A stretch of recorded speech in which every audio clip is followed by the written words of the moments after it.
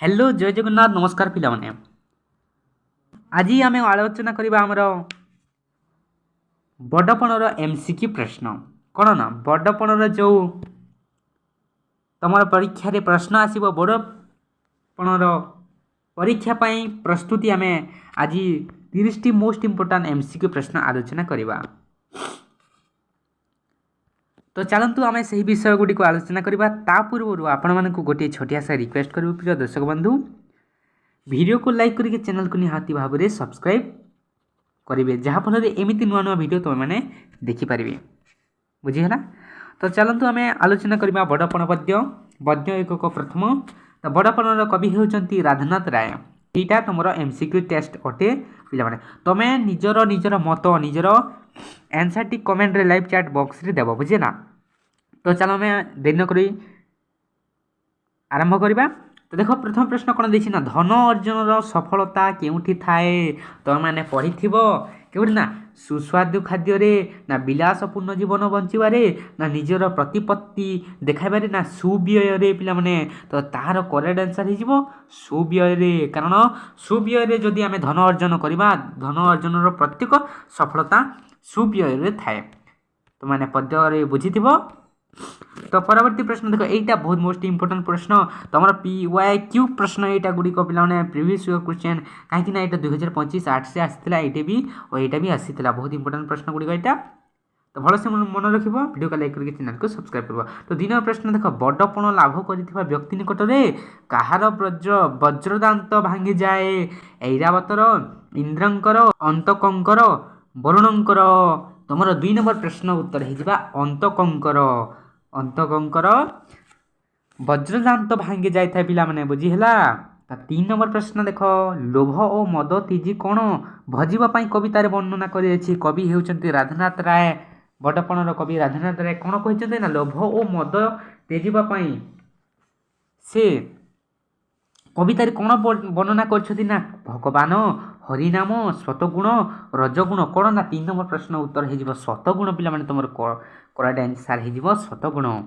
Video को पूरा last जाए देख। तो 4 नंबर प्रश्न देख पितृगण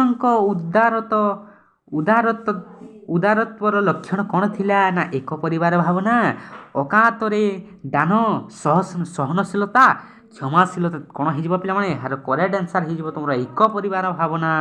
से माने पिता पुत्र पर राज दरबार इज्जत रखुले बुझेगा। 5 नंबर प्रश्न होगला क्या कहीं छड़ाई नहीं पारती ना बोली कवि दर्शाई ना सिंहासन को भोगविलास को बड़पण को ना क्षमता को। यार करेक्ट आंसर हो तुम बड़पण को पिला बड़पण महान पणिया को कहीं छड़ाई पारे ना। यहाँ सब मोस्ट इंपोर्टेंट प्रश्न गुड़ाक। तो धन अर्जन सफलता केउठी थाए ना यहाँ आम क्वेश्चन अलग क्वेश्चन देइथिला धन अर्जन सफलता केउठी थाए खाई पी आराम करिवारे विलास व्यसन रे व्यय करिवारे ना सुव्यय रे थाए या अन्य को दान करिवारे। तो यार करेक्ट आंसर हो 6 नंबर तुम सुव्यय रे पिला माने बुझीगला। परवर्ती प्रश्न देख भंगा माठियारू पानी बोही जीवा परी मनीष जीवन कौन बोही जाए कौन सरी जाए ना बल आयु धन यौवन कौन हो यार करेक्ट आंसर हो आयु आयु बोलिक जो सूर्यटी अच्छी आयु सूर्य आमर आयुष बढ़ी सरी जाए बुझीगला बोल ना। परवर्ती प्रश्न देख कहा भली धन को जगी रहिबा निष्फल कहा बोली धन को जगी रहिबा निष्फल अटे कवि दर्शाई ना पक्ष कुबेर धनी शुंठी। यार करेक्ट आंसर हो 8 नंबर ना जक्ष पिला माने सरी मुझे पक्ष कहीदेली यार आंसर हो जक्ष बुझीगला। तापर 9 नंबर क्वेश्चन देख दरबारी राजा माने प्रजा मानू किपर भयभीत करथुले ना कर आदाय करी विदेशी बंदूक देखाई बेतमाड़ दे बंदी करी। यार करेक्ट आंसर हो विदेशी बंदूक देखाई पिला माने विदेशी बंदूक से इंग्रेज मानक सार सहित से माने बंदूक देखाई डरुले। तो 10 नंबर प्रश्न देख कौन पाई विधाता धर्म रूपक पथटी गढ़ी कहीं गढ़ी ना धर्म प्रचार पाई संसार बारिधि को अतिक्रम करने विधर्मी मानू धर्म संपर्क में सचेतन करने या राज्य शासन करने। यार करेक्ट आंसर हो 10 नंबर तुम हो संसार बारिधि को अतिक्रम करने बुझीगला पिला माने। ତା ପରବର୍ତ୍ତୀ ପ୍ରଶ୍ନ ଦେଖ 11 ନମ୍ବର ପ୍ରଶ୍ନ ବହ୍ନି ଶିଖା ପରି ଊର୍ଦ୍ଧ୍ୱଗାମୀ କିଏ ଥିଲେ? ସାମନ୍ତ ଚନ୍ଦ୍ରଶେଖର, ଉତ୍କଳର ଗଜପତି, ଉତ୍କଳ ସେନାପତି ବକ୍ସି ଜଗବନ୍ଧୁ। କିଏ ଥିଲେ? ଏହାର କରେକ୍ଟ ଆନ୍ସର ହେଇଯିବ ତୁମର 11 ନମ୍ବର ଉତ୍କଳର ଗଜପତି ଥିଲେ ବହ୍ନି ଶିଖା ପରି ସଦା ଊର୍ଦ୍ଧ୍ୱଗାମୀ। ଯେପରି ବହ୍ନି ଶିଖା ସଦା ଉପରକୁ ଉଠିଥାଏ ସେପରି ସେମାନେ ଊର୍ଦ୍ଧ୍ୱଗାମୀ ଥିଲେ ପିଲାମାନେ। 12 ନମ୍ବର ପ୍ରଶ୍ନ ଦେଖ କବିଙ୍କ ସମୟର ରାଜା ଓ ପ୍ରଜାଙ୍କ ସମ୍ପର୍କ କିପରି ଥିଲା? ଏଇଟା ତ ଆମେ ଦେଖିଲା। କବିଙ୍କ ଆମର ପଠାଣି ସାମନ୍ତଙ୍କର ତାଙ୍କର ସମୟର କିପରି ଥିଲା ଆମେ ଦେଖିବା। ସୁଆସାରୀ ପରି, ବାଜପାର ପରି, ସିଂହ ଶାସକ ପରି ନା ପିତା ପୁତ୍ର ପରି? ତାର ସମ୍ପର୍କ ଥିଲା ପିତା ପୁତ୍ର ପରି ପିଲାମାନେ, ବୁଝିହେଲା।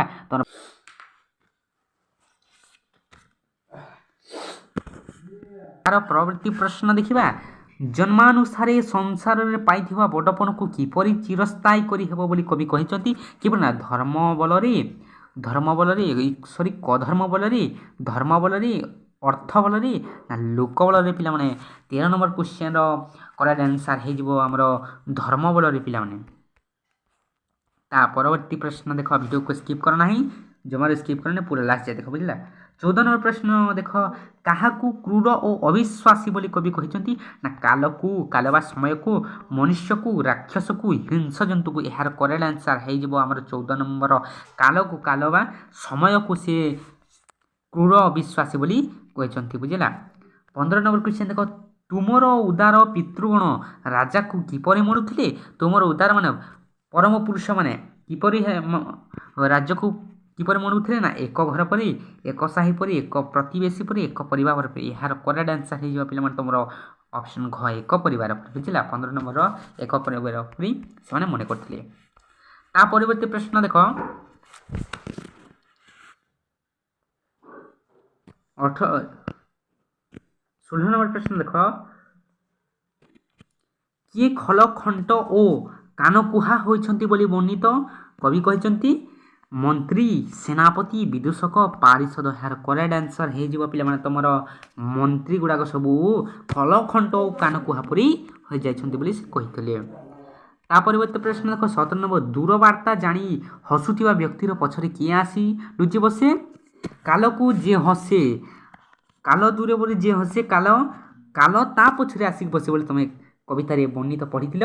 17 ନମ୍ବର କ୍ୱେଶ୍ଚିନ୍ର ଆନ୍ସର ହେଇଯିବ ନୀତି, କାଲ, ଭୟ, ଅସହାୟତା।